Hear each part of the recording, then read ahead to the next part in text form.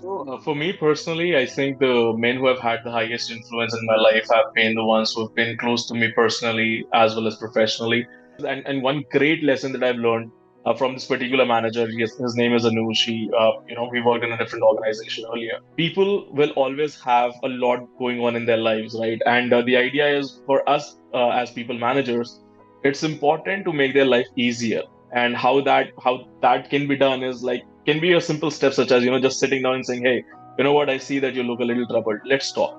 It's kind of hard one because me personally, I came from a broken family, so maybe my stepfather, because he was the one who stood for me, cared for me, and listened when I had problems with uh life.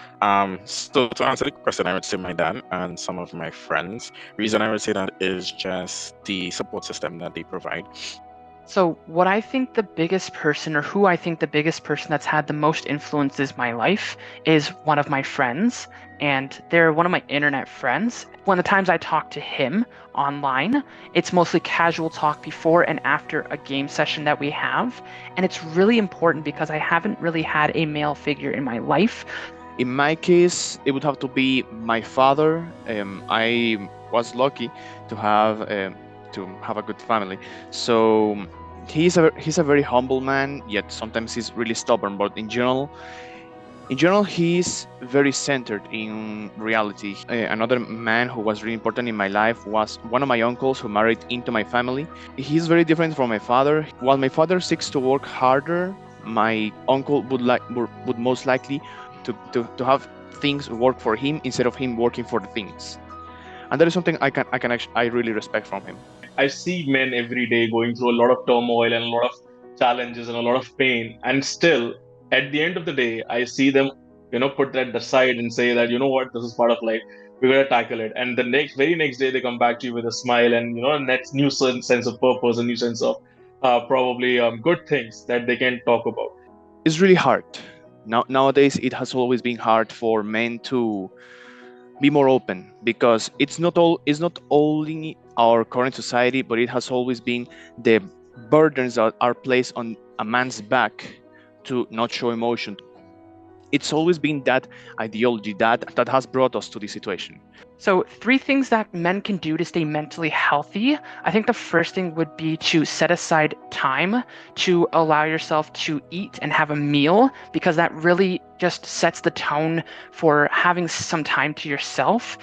The first thing that comes to mind is keep to a schedule, keep yourself busy.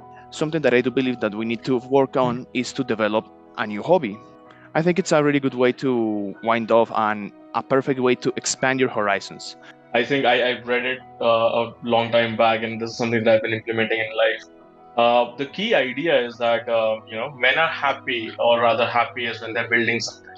So how that translates for me is I always try and keep a purpose-filled life. I always draw up an aim, a goal, and then I keep on progressing towards it. And if I attain it, I set another goal that I have to attain. I think something else that a lot of men shy away from as well is considering going to therapy. Um, a safe place to talk to someone and just share.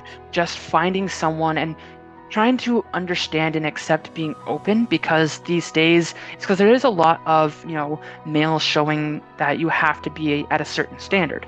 A lot of men have been going away from that in recent years, which is really great. And I think a great way to move forward with that is just finding those outlets and finding those people that you can feel free to talk to.